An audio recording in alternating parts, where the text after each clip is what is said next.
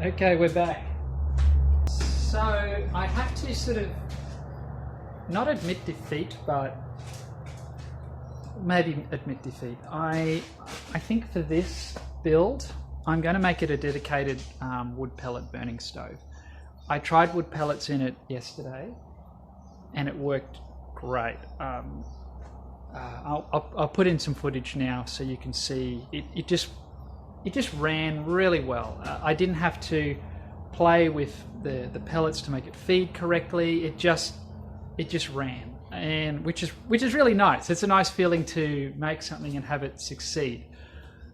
So my plan is I want to finish this up because some of you guys have been really patient, and I've been distracted, and the light's coming on. I've got a big old dirty mercury light up there that they were throwing out from work because they need a small coal fire station just to run one of them. I digress. So I'm going to wrap this up, try to wrap this up today, but I'm not going to give up on the nuts, the jelly nuts, because they are really a good fuel source, and they're free.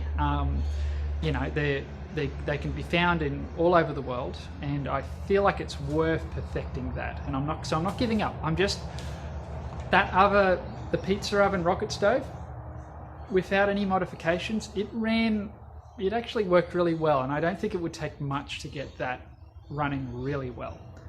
So that's going to become my palm nut stove burner, and this is going to become just a wood pellet stove burner. So some of you Aussies out there might find this interesting, because I have had comments saying, where do you find wood pellets in Australia? Well, your answer is Ozpet. These are 100% recycled wood, just wood, all natural wood. How many times can I say wood? Pellets. It worked really great. And this was quite inexpensive for 10 kilos. So, yeah, it's going to become a wood pellet burner. I should get on with the build.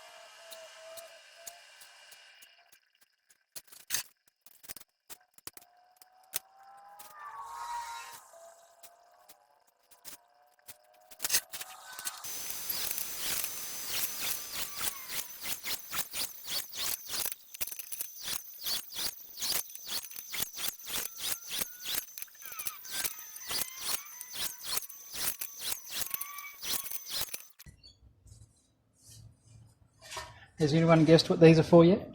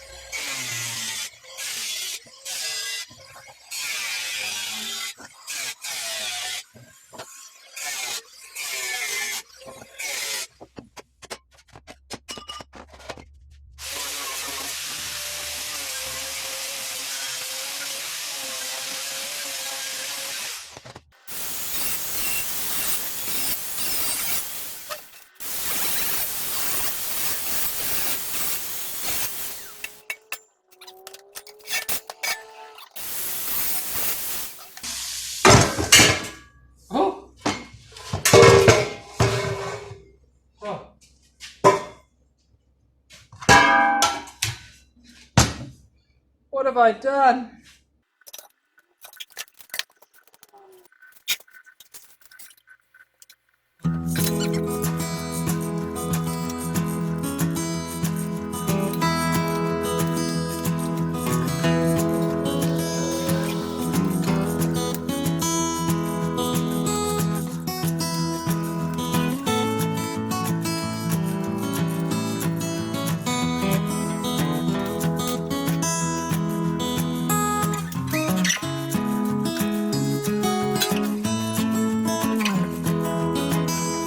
Oh, here comes someone. Hello. Oh, you okay?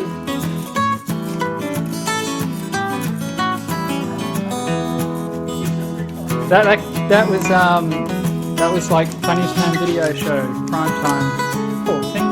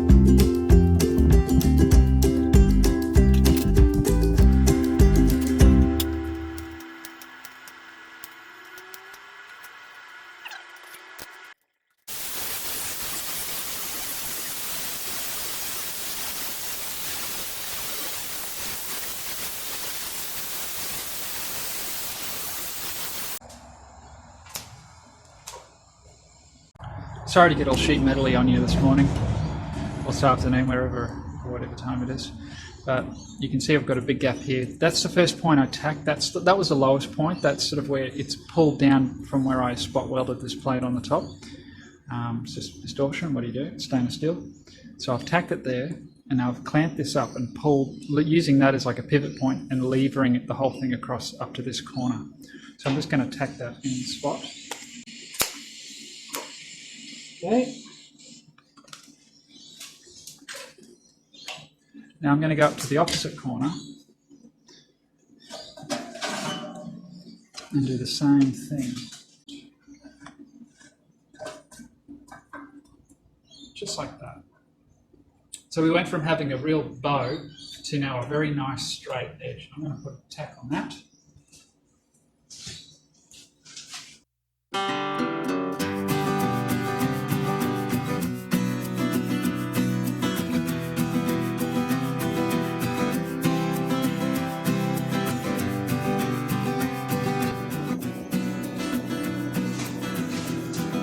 So again, to overcome this, it's a matter of tacking your best points first. I'm going to tack back here a bit. I don't want to tack too close to this. I'll tack sort of back here and sort of somewhere here in the middle. If I tack really close here, when I push it in, it might just go all pear-shaped. I'm going to bring it out a bit further, bring it in a little bit, tack again, tack again, tack again, and then finally dress it with a hammer.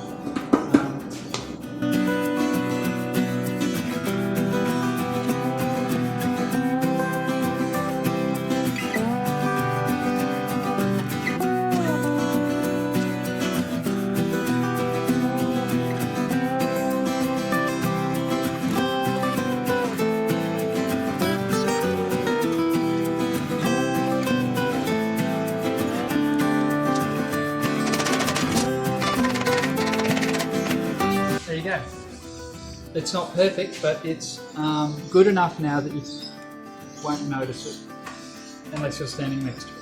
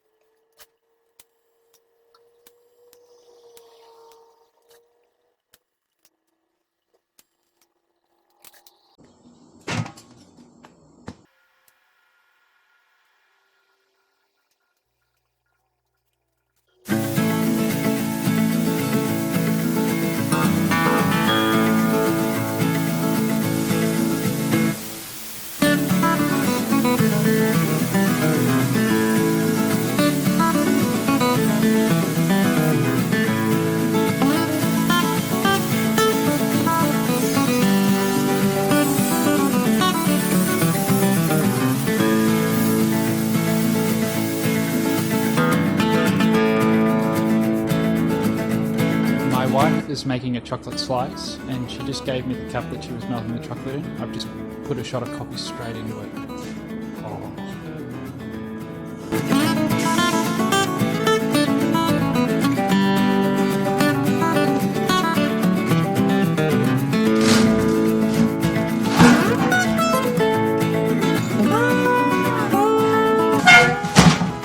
Feeling the stove's going to jump off the bench.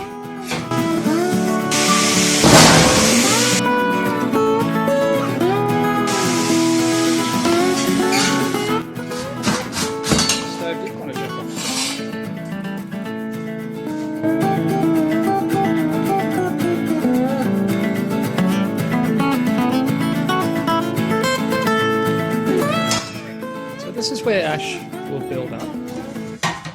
And just need a door. I want this to be a fairly airtight seal. For obvious, hopefully obvious reasons. What have I got?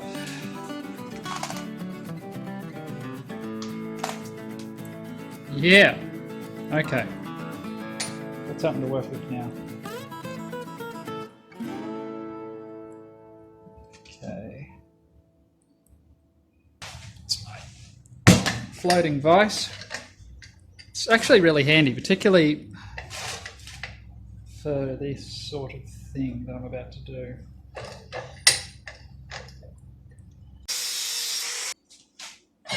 Just with the hand.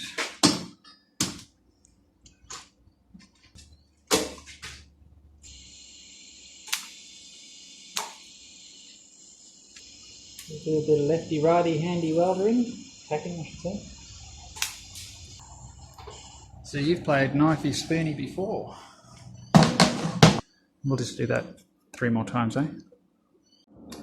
So while you weren't looking, I quickly went and drilled some holes that lined up with the corresponding holes in the bottom of this flange there. I finished these little wing nuts. They're good little wing nuts for in a pinch. I'm just going to now bolt the flange and the ash lid bottom in place, and I'm going to put a hot tack on these nuts. Now the trick with welding nuts is don't weld nylox, because that's going to catch fire and create a lot of poisonous smoke, you know, melting plastic. Not happy. Beggars can't be choosers. This is what I have, and this is not my first rodeo, so just something to be aware of. But the trick with welding a nut, particularly a small one like this, is it's better off to go hotter than colder. You want to get in there real quick and get out real quick. If you don't have enough amps, the plasma will naturally gravitate to the nut, because that's going to heat up quicker because it's a smaller piece of metal, and you will just melt and destroy the thread inside the nut really quickly. So the trick with welding nuts on particularly small ones is to go hot and quick, like just boom, in there, out of there. I'll demonstrate for you.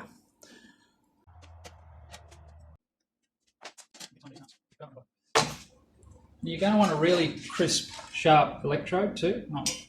That's not too bad, but I'm going to freshen it up. So I've got that on about 86 amps. Should be about right.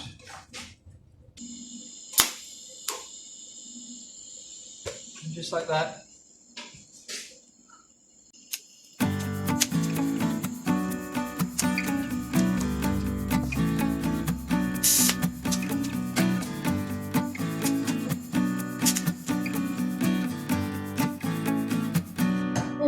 There we go. One comes undone. So does that one. So does that one. That's good. Should give us a nice airtight seal around the bottom. Well, so your bottom doesn't have an airtight seal. Never mind.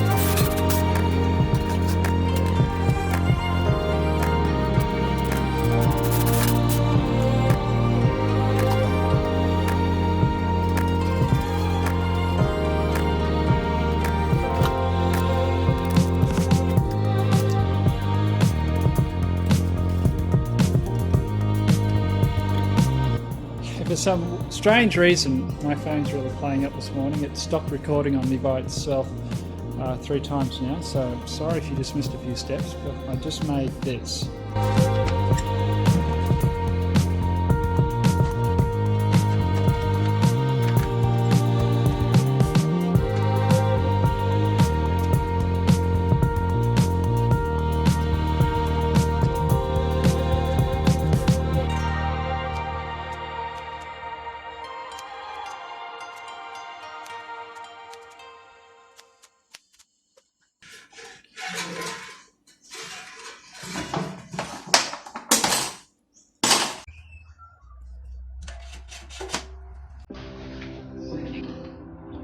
At an end.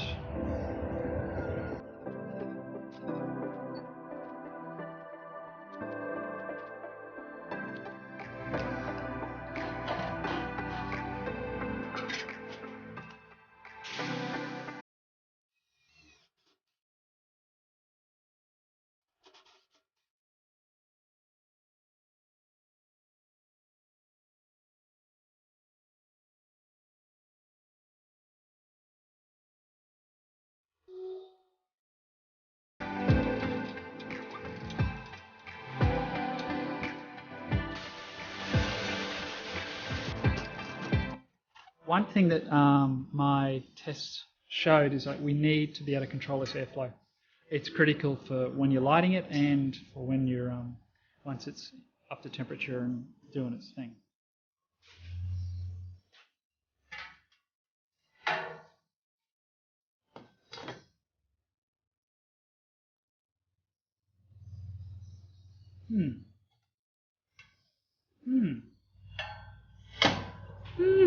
Okay. An idea is forming.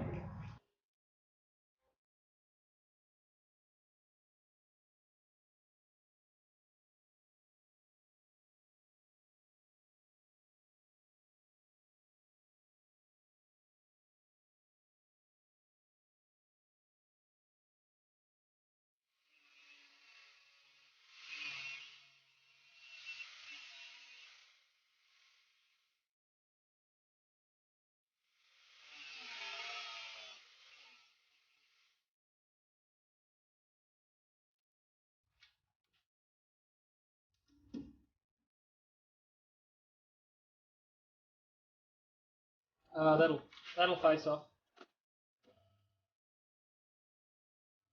Yeah, I'm no machinist.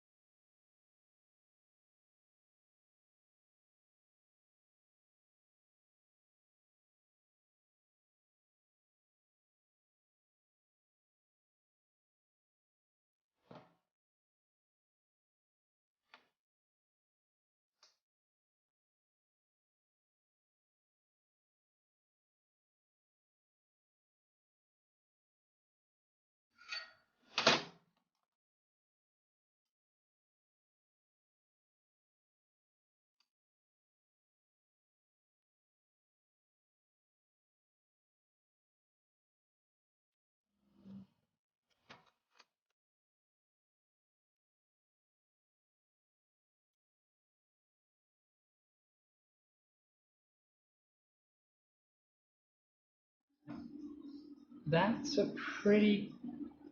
I had it set up all that for a test run, about an 8mm gap, and that was really good. So I'm going to hold that there.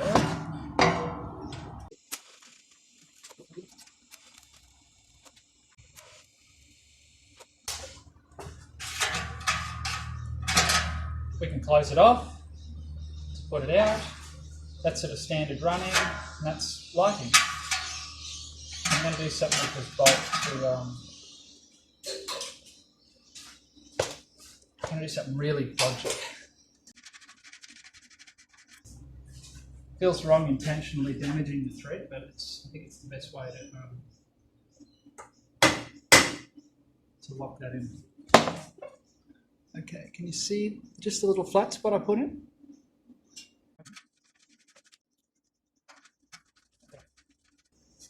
Oh, yep, it's working.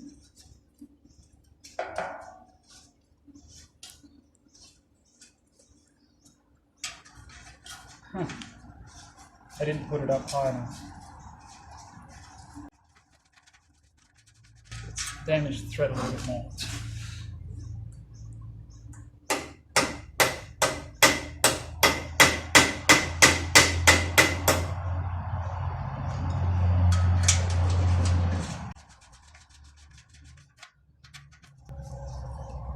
That's better.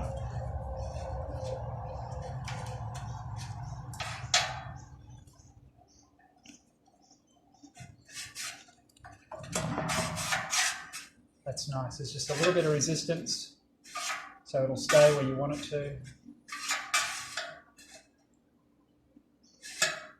Because if someone's out there screaming at me, use Loctite, you know, how you get stuff out that's Loctited in is with heat. So Loctite will not work in this application unless there's a Loctite out there that's resistant to heat, and there probably is. But the stuff I have on hand will not work. Just got this bit of scrap. Let's go chop that off.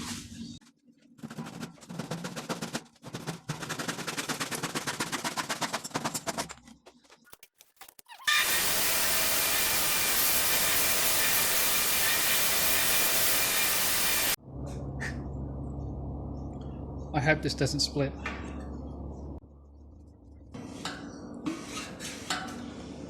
We'll see how long it lasts.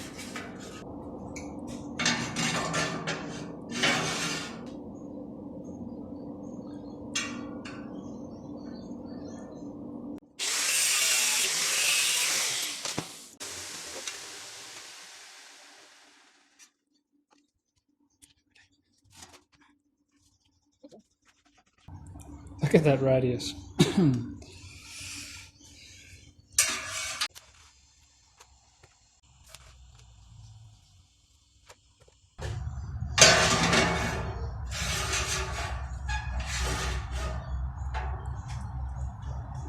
Now what that is a jiggle handle, so I can...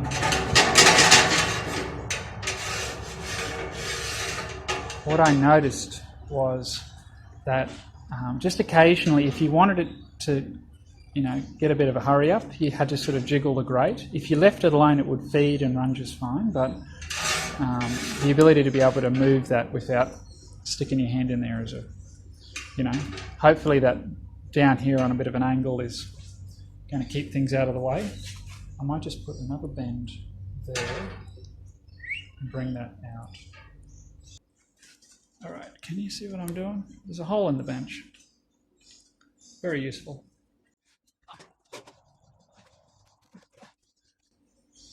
Oh, look at that. That's excellent.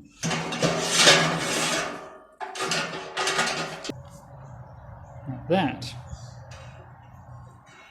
Oh, yeah. That's good. That'll give me a physical stop. How to give that a good old jiggle and keep things alive and happy. Yeah, I will put a handle on that as well.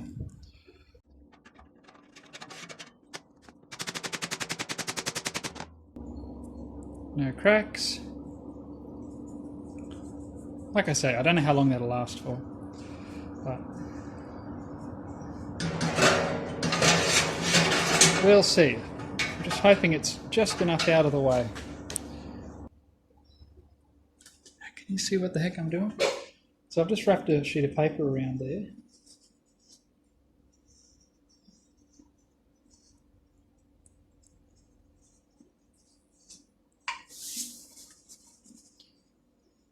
What works really good for this too is your old sanding belts, like for your big linishing belts. Because they're a bit thicker and keep a straighter edge.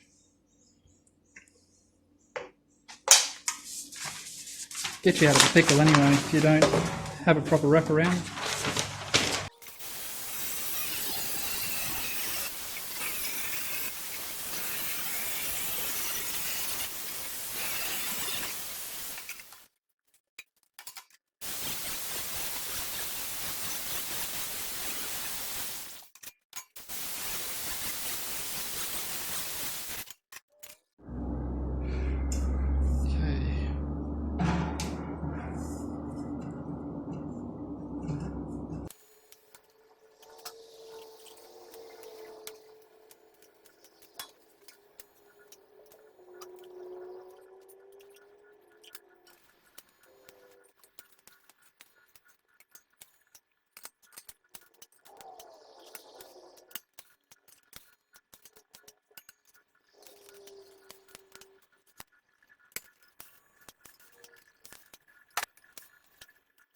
Now is a really good time to do a test burn because I have shortened the riser and I've added all this stuff, and I need to make sure that it is going to work before I fix everything permanently in place. Like I might have to add something onto that or whatever, we'll see.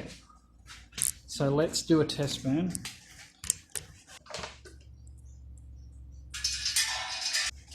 See how long a medium-sized pot plant lasts.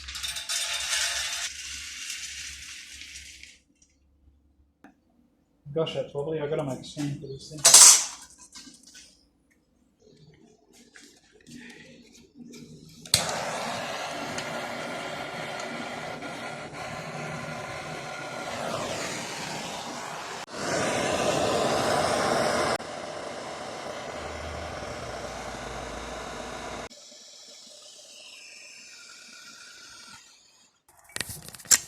All right.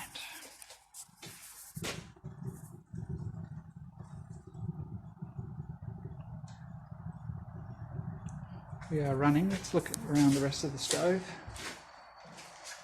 We're not quite up to temperature yet. We are producing a bit of smoke.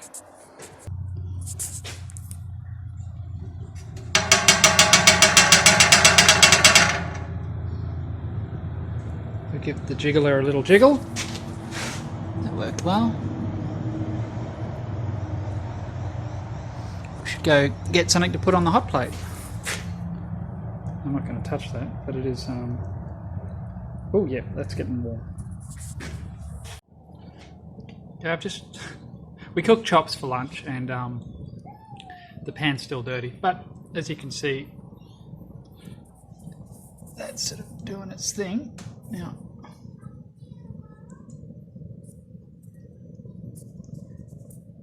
the fire is nicely sort of licking the top under there.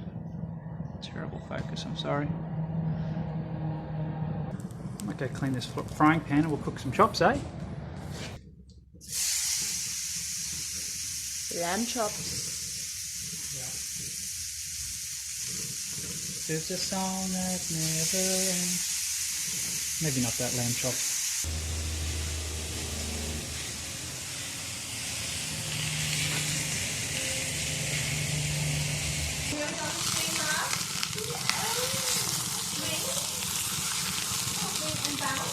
Oh, come on.